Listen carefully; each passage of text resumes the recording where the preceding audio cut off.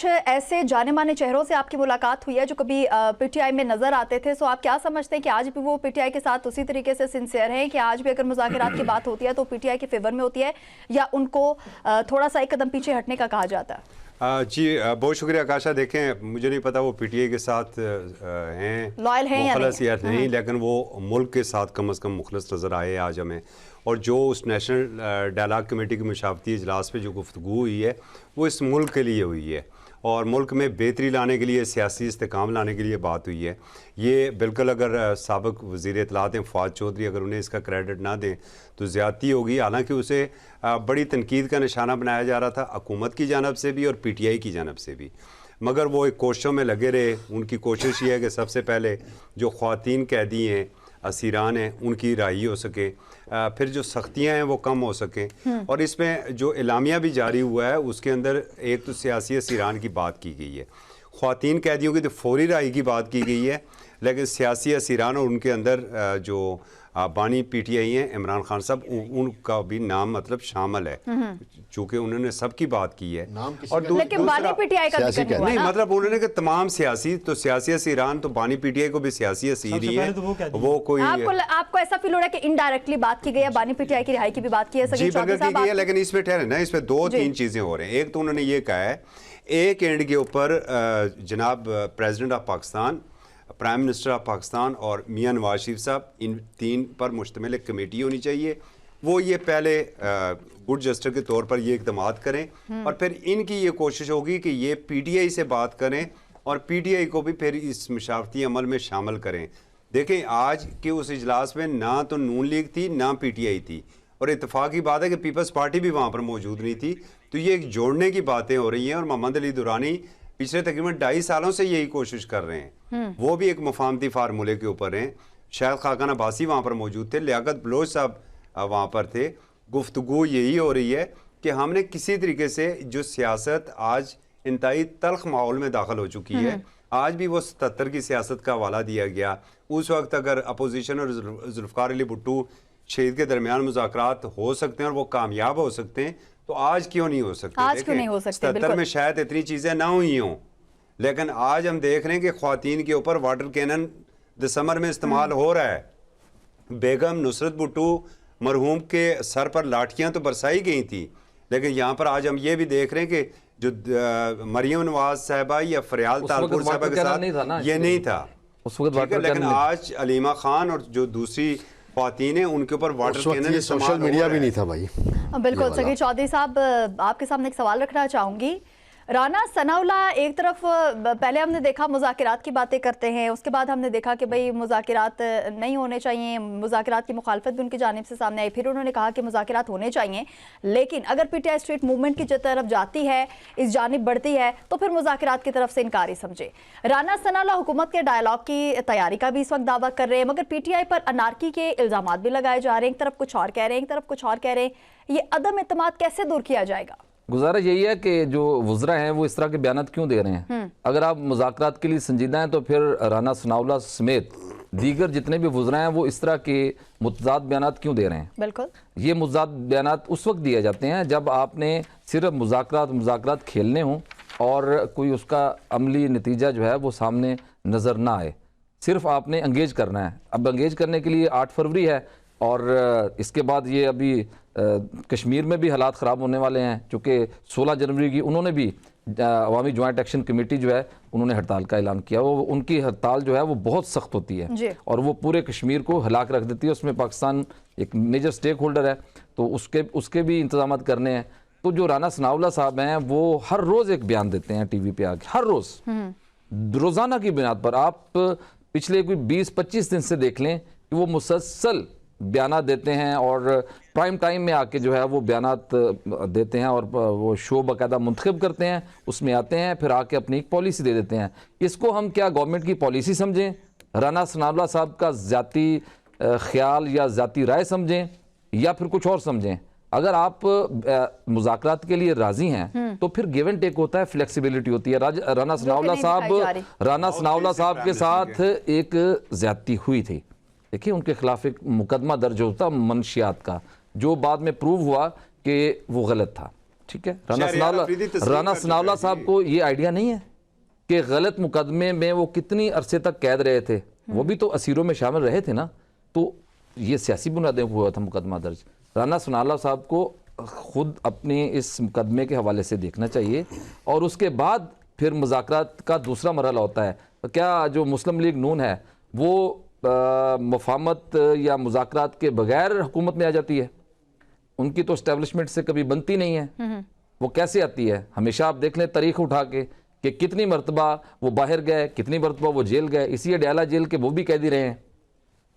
پھر اس کے بعد وہ مفاہمت کر کے باہر چلے گئے, جس طرح طارق سمیر صاحب نے فرمایا کہ یا مفاہمت کر لیں یا بھئی دیکھیں آپ مفاہمت کریں. آپ اپنے ان وزراء کو, جس میں رانا ثناءاللہ صاحب اتنے سینئر وزیروں میں شامل ہیں اور سیاسی مشیر ہیں وزیر اعظم کے, وہ ایسے بیانات کیوں دے رہے ہیں؟ 1 مہینے سے دے رہے ہیں. اس کا مطلب کیا ہے؟ اس کا مطلب ہمیں تو کوئی سمجھ نہیں آ رہا. ہمیں تو جو سمجھ آ رہا ہے وہ یہی آ رہا ہے کہ بھئی حکومت صرف مذاکرات کو شو کر رہی ہے لیکن مذاکرات میں سنجیدہ نہیں ہے, اور ان کو انگیج کرنے کی کوشش کر رہی ہے. اور جس پر وہ بھی دیکھیں, انہوں نے بھی 8 فروری کو اسی لیے شٹر ڈاؤن اور پہیہ جام ہڑتال کا اعلان کیا ہے. ان کو بھی پتہ ہے کہ یہ ہمیں انگیج کر رہے ہیں. اگر مذاکرات کامیاب ہو جاتے ہیں تو ویل اینڈ گڈ, اگر نہیں ہوں گے تو ان کی جو اسٹریٹ پاور ہے وہ تو ڈیفینیٹلی ان کے پاس موجود ہے, اور گورنمنٹ کسی نہ کسی طریقے سے ان کی اس اسٹریٹ پاور سے خائف ضرور ہے, اور خائف ہونے کی وجہ سے اس طرح کے بیانات آپ کو سامنے دیکھنے کو مل رہے ہیں. اگر گورنمنٹ جو ہے وہ خائف نہ ہو, دیکھیں ان کے پاس ایک صوبے کی گورنمنٹ ہے, وہ آتے ہیں, وہ ابھی انہوں نے جو وزٹ کیے ہیں تمام, ابھی ایم کیو ایم نے باقاعدہ طور پر سہیل افرید صاحب کو دعوت دی ہے. انہوں نے کہا ہم واہ ویلکم کریں گے, آپ کراچی ہیں. دیکھیں وہ بھی اتحادی جماعت ہے نا نون لیگ کی, اس میں بھی تو کچھ نہ کچھ ایسی چیز موجود ہے کہ ان کے بھی تو رابطے مختلف جماعتوں سے سیاسی طور پر ہیں. اگر ہم یہ کہیں کہ ان کو بالکل سیاسی بصیرت نہیں ہے تو یہ جو ہے وہ یہ بھی غلط ہے. دیکھیں ان کے رابطے موجود ہیں. وہ اس وقت دیکھیں لاہور کا انہوں نے وزٹ کیا, تو جو وزٹ کرنا چاہتے تھے, دیکھیں انہوں نے کوئی وہاں پہ جا کے کوئی ہلا گلا تو نہیں کرنا تھا, انہوں نے جانا تھا, اپنی پریزنس شو کرنی تھی, اپنی پریزنس شو کی اور واپس آ گئے, اور اس پہ پھر بیانات ہوئے. آپ کا پوائنٹ آ چکا ہے, اور سوال رکھیں گے اپنے جو ایکسپرٹس ہیں ان کے سامنے کہ کیا یہی جو متضاد بیانات ہیں اسی کی وجہ سے مذاکرات جو ہے وہ نہیں ہو پا رہے. یہاں پر وقت ہے ایک شارٹ بریک کا, اسٹے ود اس.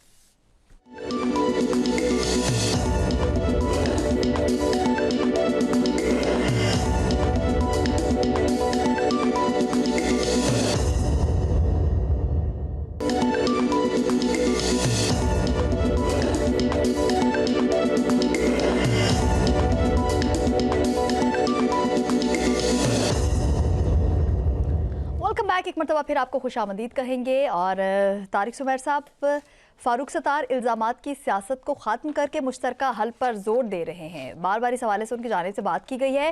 کیا موجودہ پولرائزڈ ماحول میں یہ سب کچھ ممکن ہے؟ کیا سمجھتے ہیں آپ؟ جی, فاروق ستار صاحب بڑے سینئر سیاسی کارکن ہیں اور سیاسی رہنما ہیں, اور ایم کے ایم کے بڑے اہم رہنما ہیں.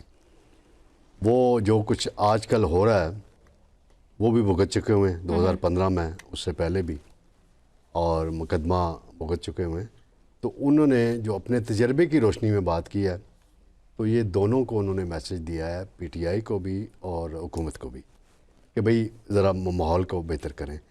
الزام لگتا ہے, پھر جواب آتا ہے, اور سارا تو مشترکہ لائے عمل کی جہاں تک بات ہے تو ٹھیک ہے, ساری پارٹیاں بیٹھے ایک کمرے میں, ایک کمیٹی روم میں بیٹھے, لائے عمل بنا کے باہر نکلے. ہم تو کہتے ہیں نہیں بھائی, تو حکومت چلی جاتی نا مشاورتی, بھائی صبر کرے نا, وہ اور معاملہ. حکومت جاتی وہ کانفرنس کو رنگ مل جانا تھا, وہ کانفرنس کو رنگ مل جانا تھا کہ سرکاری کانفرنس ہے. طارق سمیر صاحب آپ اپنا پوائنٹ رکھیں. مائنس پلس کی وہ فاروق صاحب کہہ رہے ہیں بات کی بجائے ہمیں ایسی بات کرنی چاہیے کہ ہماری ایک دوسرے کا رکھ رکھاؤ ہو, عزت و احترام ہو. جس طرح ماضی میں اپوزیشنز ہوتی تھی, گورنمنٹس ہوتی تھی, ایک دوسرے کے ساتھ. اب بے نظیر بھٹو کے پاس خود نواز شریف اتنے سنگین اختلافات کے باعث جب انہوں نے 58(2)B کی ترمیم ختم کرنی تھی, ان کے گھر گئے اور متفقہ ترمیم پاس ہوئی. اور ایک مرتبہ وہ اسی مرتبہ نیک نیتی سے نواز شریف صاحب 2014 میں چودھری نثار کی ایڈوائس پہ عمران خان کے پاس بنی گالہ میں گئے تھے. پھر کیا ہوا کہ پھر بیچ میں ظہیر الاسلام آ گئے, کچھ اور لوگ آ گئے, اور عمران خان اور ان کے سیاسی کزن طاہر القادری دھرنا لے کر آ گئے, اور اس دھرنے کے سے جو ماحول بنا وہ ملک کو کدھر سے کدھر لے گئے. تو لہٰذا یہ فاروق ستار صاحب کی بات بالکل درست ہے کہ الزام جوابی الزام کی سیاست کی پڑھنے کی بجائے پازیٹیو سوچ سب کو اپنانی چاہیے. کسی ایک کے لیے میں نہیں کہہ رہا, سب کو اپنی کیے پہ شرمندگی کا اظہار کرنا چاہیے. جس نے نو مئی کیا یا جنہوں نے کرایا وہ قوم سے معذرت کر لیں, ایک بیان دے دیں تو سارے مسائل بہتر ہو سکتے ہیں. کسی نے ماضی میں غلط کام کیا وہ بھی معذرت کر لیں قوم سے. جنہوں نے آرٹیکل 6 کو توڑا, آرٹیکل 6 کی خلاف ورزی کی, وہ بھی قوم سے معافی مانگے. معاملات پھر آگے تب بڑھ سکتے ہیں. سب کے لیے ہونا چاہیے. اگر پی ٹی آئی کو ان کا مینڈیٹ واپس کر دیا جائے تو وہ یہ بھی تو ضروری ہے. پی ٹی آئی کہہ دینا, پی ٹی آئی آج اعلان کر دیں, بانی پی ٹی آئی, کہ فیض حمید نے جو انہیں آر ٹی ایس بٹھا کے مینڈیٹ دیا تھا وہ غلط تھا. ہر شخص تسلیم کرتا ہے. فواد چودھری تسلیم کر چکا ہوا ہے, باقی رہنما تسلیم کر چکے ہوئے ہیں. بانی پی ٹی آئی بھی جب عدالت لگتی ہے, صافی ہوتے ہیں نا, ان کے سامنے کہہ دیں کہ مجھے غلط مینڈیٹ ملا تھا اور میں اس پہ قوم سے معافی مانگتا ہوں. پھر آپ نون لیگ سے یہ بات کریں, پیپلز پارٹی سے یہ بات کریں. پہلے اپنے طرز عمل اتنی بات تو سنیں نا آپ, اتنی تھی سنیں. نہیں میں آپ کی بات نہیں سنوں گا. یہ آئی جی آئی جو جس طرح بنی تھی, جن بریف کیسوں میں بنی تھی, پھر کیا اس کی بھی معذرت ہوگی اس قوم سے؟ پھر جو سپریم کورٹ کے اوپر جو کچھ ہوا تھا کیا اس کی بھی معذرت ہوگی؟ وہ سپریم کورٹ میں جو کچھ ہوا تھا, سپریم کورٹ نے بھی الیکٹڈ پرائم منسٹر کے خلاف سازش کی تھی نا, میں اس میں پیش ہوا ہوں سپریم کورٹ میں. توہین عدالت کا مقدمہ میں نے بھی فیس کیا اس میں. تو ابھی پھر آپ نے کیوں نہیں کیا؟ آپ اس وقت بچے تھے, اشارہ تھا تو تب کیا نا. آپ اس وقت بچے تھے, یہ جو آپ کے میں نے اس سپریم کورٹ کو بھی دیکھا ہوا ہے. میں نے افتخار چودھری کی سپریم کورٹ کو بھی دیکھا ہوا ہے. میں نے سپریم کورٹ کو دیکھا ہوا ہے. آپ کا بھی پوائنٹ آ چکا ہے. Calm down. ہم چاہتے ہیں کہ ہمارے پروگرام میں اگر مذاکرات کی بات ہو رہی ہے تو یہاں کا جو ماحول ہے وہ اچھا رہنا چاہیے, نہ کہ یہ تمام تر چیزیں جو ہے سچ مانے نا, سارا سچ مانے. یک طرفہ سچ نہیں. آئی جی آئی کے وقت آپ کو اشارہ تھا, آپ سپریم کورٹ میں گئے. جب آپ کو اشارہ نہیں تھا پاناما والے کیس میں, کیا کچھ نہیں آپ کے ساتھ ہوا؟ کیوں نہیں رخ کیا آپ نے سپریم کورٹ کا اس وقت؟ عمران خان کے خلاف جو کچھ ہوا تو وہ لاکھوں کی ریلیاں نکلی نا. کون سے لاکھوں کی؟ انہوں نے مظاہرے کیے, وہ اپنے لیڈر کے لیے باہر نکلے. تو آپ کیوں نہیں نکلے اس وقت؟ آپ یہ بھی تو مانے نا. پھر جب اشارہ ہوتا ہے تو آپ نکلتے ہیں, اشارہ نہیں ہوتا تو نہیں نکلتے. بس نکلے ہیں بھائی, نکلے. لیکن سچ مانے نا, تاریخ کو درست کریں.